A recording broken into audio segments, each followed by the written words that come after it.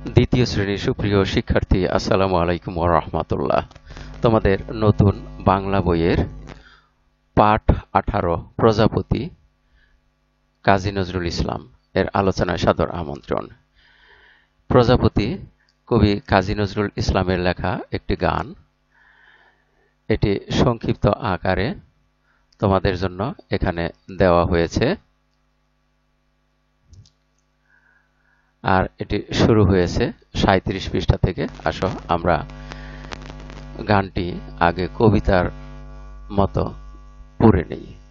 প্রজাপতি প্রজাপতি, কোথায় পেলে ভাই এমন রঙিন পাখা, টুকটুকে লাল নীল ঝিলিমিলি আঁকা বাঁকা, কোথায় পেলে এমন রঙিন পাখা। তুমি টুলটুলে বনফুলে মধু খাও, মোর বন্ধু হয়ে সেই মধু দাও, মধু দাও। দাও পাখা দাও সোনালি রূপালি পরাগ মাখা, কোথায় পেলে ভাই এমন রঙিন পাখা। আমরা গানটি কবিতার মতো করে পড়ে নিলাম। এবারে আসো আমরা তালি দিয়ে এই গানটি গানের সুরে গাওয়ার চেষ্টা করি। প্রজাপতি প্রজাপতি, কোথায় পেলে ভাই এমন রঙিন পাখা, টুকটুকে লাল নীল ঝিলিমিলি আঁকা বাঁকা, কোথায় পেলে ভাই এমন রঙিন পাখা। আমরা আরেকবার এই অংশটুকু গানের সুরে গাই। প্রজাপতি প্রজাপতি, কোথায় পেলে ভাই এমন রঙিন পাখা, টুকটুকে লাল নীল ঝিলিমিলি আঁকা বাঁকা, কোথায় পেলে ভাই এমন রঙিন পাখা। তুমি টুলটুলে বনফুলে মধু খাও, মোর বন্ধু হয়ে সেই মধু দাও, মধু দাও। দাও পাখা দাও সোনালি রূপালি পরাগ মাখা, কোথায় পেলে ভাই এমন রঙিন পাখা। আমরা এই অংশটা আরেকবার গাই। তুমি টুলটুলে বনফুলে মধু খাও, মোর বন্ধু হয়ে সেই মধু দাও, মধু দাও। দাও পাখা দাও সোনালি রূপালি পরাগ মাখা, কোথায় পেলে ভাই এমন রঙিন পাখা। তোমরা এইভাবে তালি দিয়ে এই গানটি গাইবে। আসো আমরা দেখি এই পাঠে আর কি রয়েছে। এখানে কিছু শব্দ রয়েছে, শব্দগুলো শিখে নেই। পাখা, পাখা বলতে বোঝানো হয়েছে ডানা, অর্থাৎ যে ডানায় ভর করে প্রজাপতি উড়ে বেড়ায়, যেমন এখানে পাখির ডানা দেখানো হয়েছে। সোনালি, সোনার মতো রং। রূপালি, রূপার মতো চকচকে। পরাগ, ফুলের রেণু।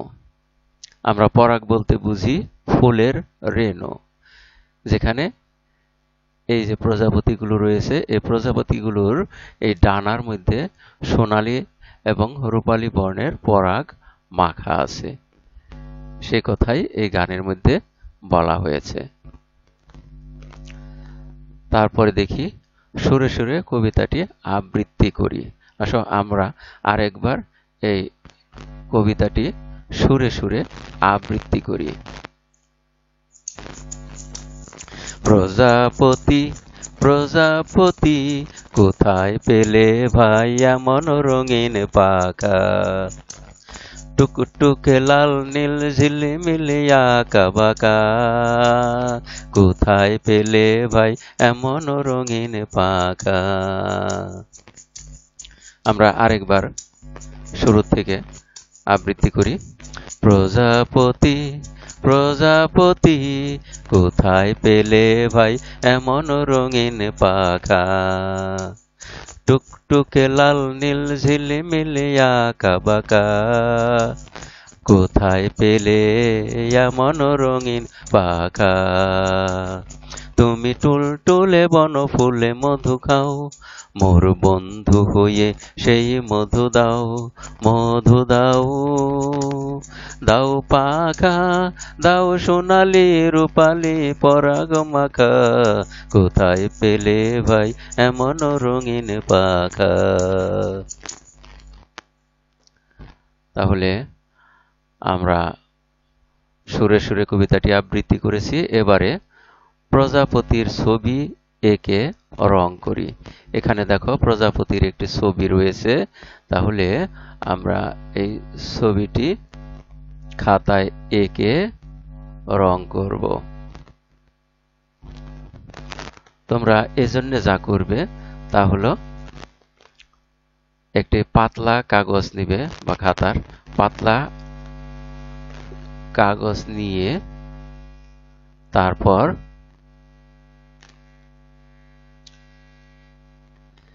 এই ছবিটি আঁকবে, তোমাদের মতো করে ছাপ দিয়ে আঁকবে।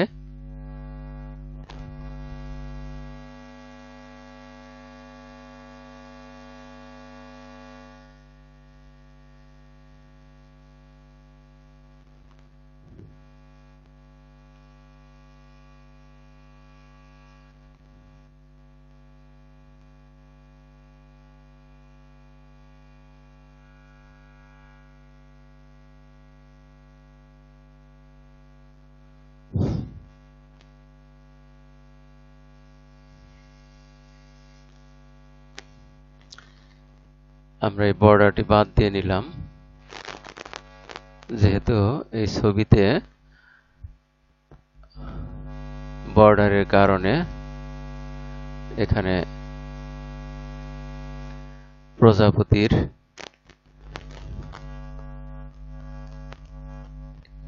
এখানে ছবিতে একটু সমস্যা হয়েছিল। এই জন্যে আমরা বর্ডারের ওই অংশটুকু বাদ দিয়ে নিলাম।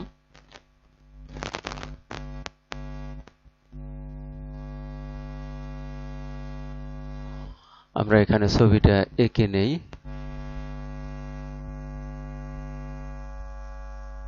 তোমরা এটা খাতায় ছাপ দিয়ে আঁকাবে অথবা নিজে নিজে আঁকানোর চেষ্টা করবে। আমরা এখানে দেখি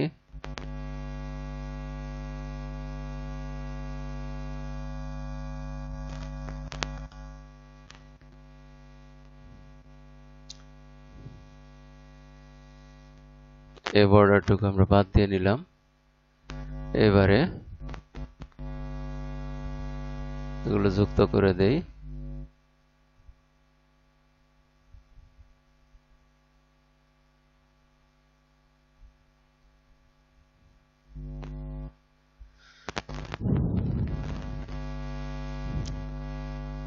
আমরা এখানে যে প্রজাপতির ছবিটি দেখতে পাচ্ছি এটি বিন্দু বিন্দু করে দেওয়া আছে ডট দিয়ে।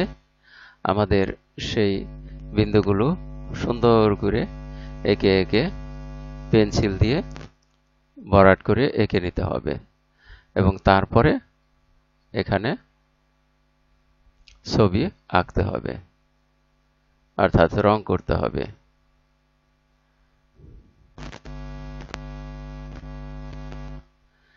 তাহলে আমাদের যেটা করতে হবে, আমাদের সবার আগে এই ছবিটা ভালো করে আঁকতে হবে এবং আঁকার পরে অর্থাৎ এখান দিয়ে পেন্সিল দিয়ে এঁকে তারপরে একে একে রং করতে হবে।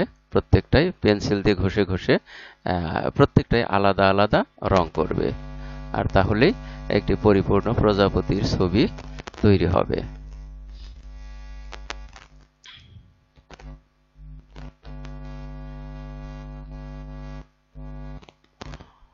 আসো আমরা তারপরে দেখি আর কি কাজ রয়েছে। তোমরা এটা খাতায় করবে, আর এই বইয়ের ছবিটাও তোমরা রং করতে পারো। প্রত্যেকটা এখানে যে এই শিরাগুলো রয়েছে, শিরার ফাঁকে ফাঁকে যে প্রত্যেকটা সেল রয়েছে, প্রত্যেকটা সেলকে আলাদা আলাদা রং করে দেবে তোমরা। এখানে সেল বলতে আমি বোঝাচ্ছি এই প্রকোষ্ঠগুলো, অর্থাৎ এই যে দুইটি শিরা এর মাঝখানে যে ফাঁকা জায়গাটুকু, এটাকে এক একটা সেল বলা হয়। এখানে আরেকটি সেল। এইভাবে প্রতিটি সেলকে আলাদা আলাদা করে সুন্দর করে তোমরা রং করবে। আসো এবার দেখি তারপরে কি রয়েছে। ডান পাশ থেকে শব্দ এনে খালি জায়গায় বসাই। তাহলে এখানে ডান পাশে যে শব্দগুলো আছে তা একটি একটি করে এই খালি জায়গায় বসাবো। উপযুক্ত যে শব্দটি উপযুক্ত হবে সেটি আমরা বসাবো। আমরা এখানে দেখি রুমি ড্যাশ লাল জামা পরেছে। লালের সাথে আমরা এটা বসাতে পারি টুকটুকে লাল। তাহলে এখানে হবে টুকটুকে লাল।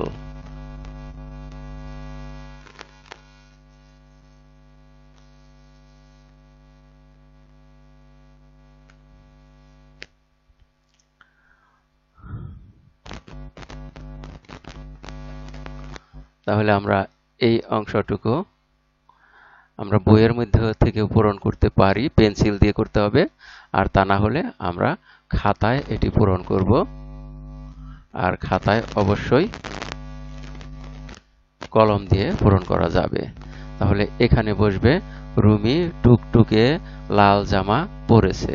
তাহলে এই যে টুকটুকে শব্দটা রয়েছে এটা আমরা বসিয়ে দেব এখানে, অর্থাৎ এখানে লিখব। তারপরে দেখো ফুলে ফুলে ড্যাশ উঠছে। ফুলে ফুলে প্রজাপতি উঠছে।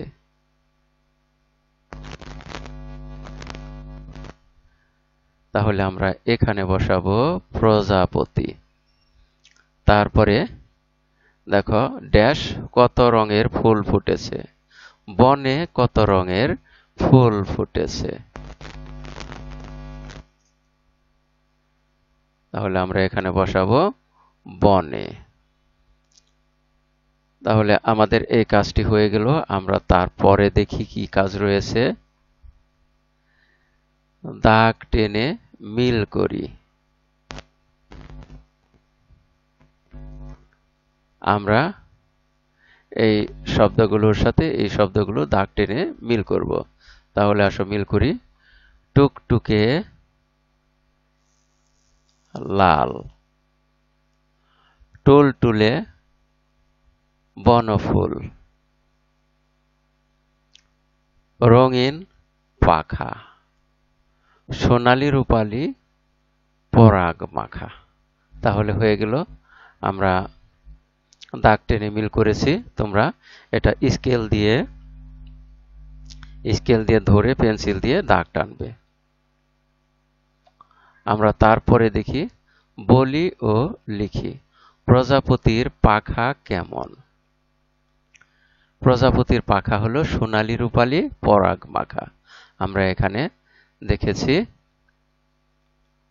দাও পাখা দাও সোনালী রূপালী পরাগ মাখা। তাহলে আর এখানে আছে কি প্রজাপতি প্রজাপতি কোথায় পেলে ভাই এমন রঙিন পাখা। তাহলে রঙিন পাখাও আমরা বলতে পারি, আর তা না হলে বলবো সোনালী রূপালী পরাগ মাখা।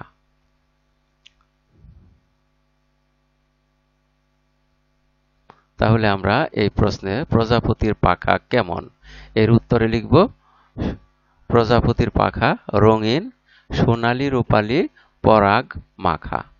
তাহলে আসো এই অংশটুকুর কাজও আমরা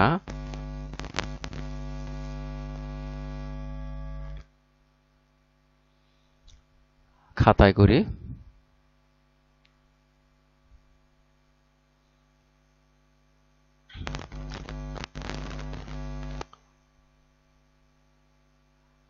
আমরা পাশেই উত্তর লিখি।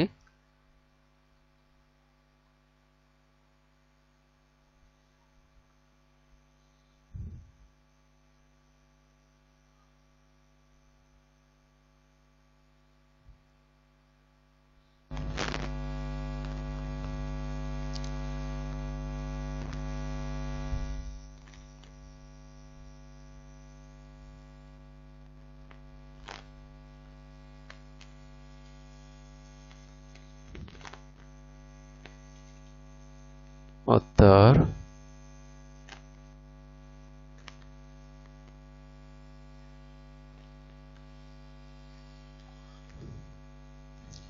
প্রজাপতির পাখা রঙিন।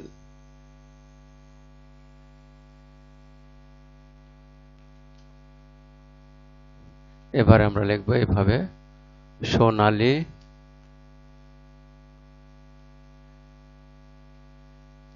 রূপালী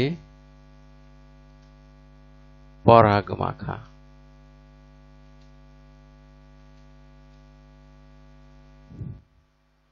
তারপরে প্রজাপতি কোথা থেকে মধু খায়? টুলটুলে বনফুলে মধু খায়। তাহলে আমরা এটার উত্তর এভাবে লিখব, প্রজাপতি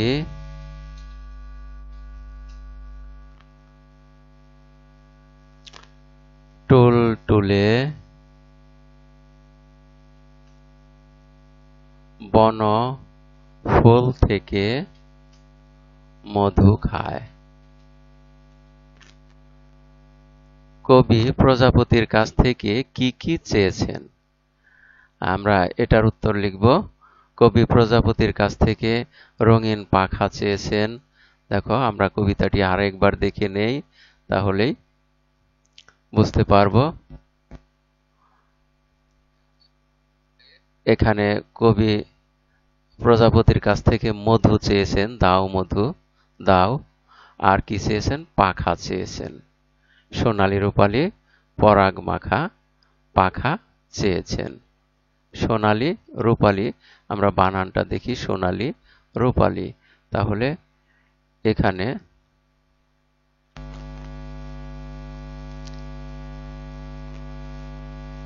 এই অংশটুকু আমরা বানান আবার ঠিক করে লিখে নেই।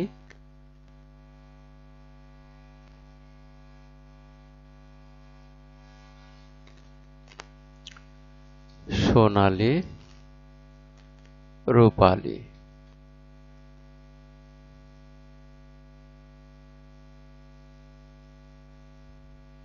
সোনালী রূপালী পরাগ মাখা।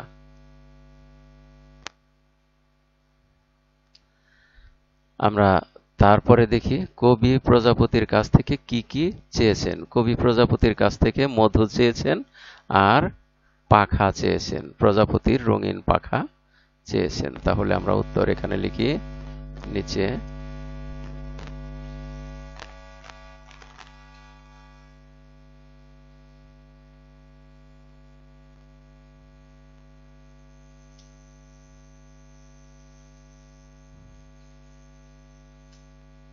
কবি প্রজাপতির কাছ থেকে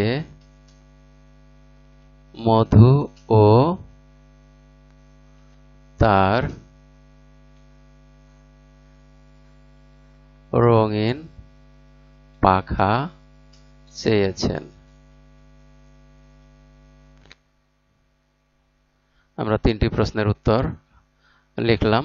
এবারে আমরা দেখি তারপরে কি কাজ রয়েছে।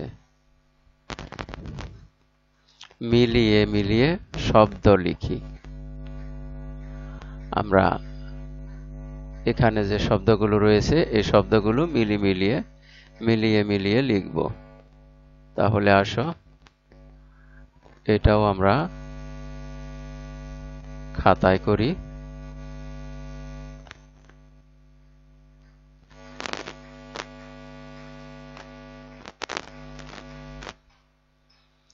এখানে একটা মিল করে দেওয়া আছে, আঁকা বাঁকা ফাঁকা ফাঁকা। আঁকা বাঁকা ফাঁকা ফাঁকা। তাহলে আমরা এবার লিখব, ফুলে ফুলে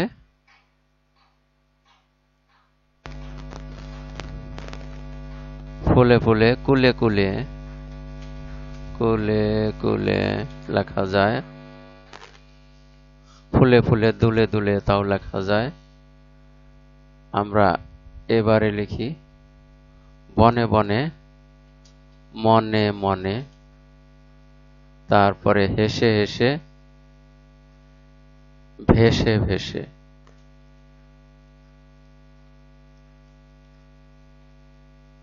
হেসে হেসে, ভেসে ভেসে।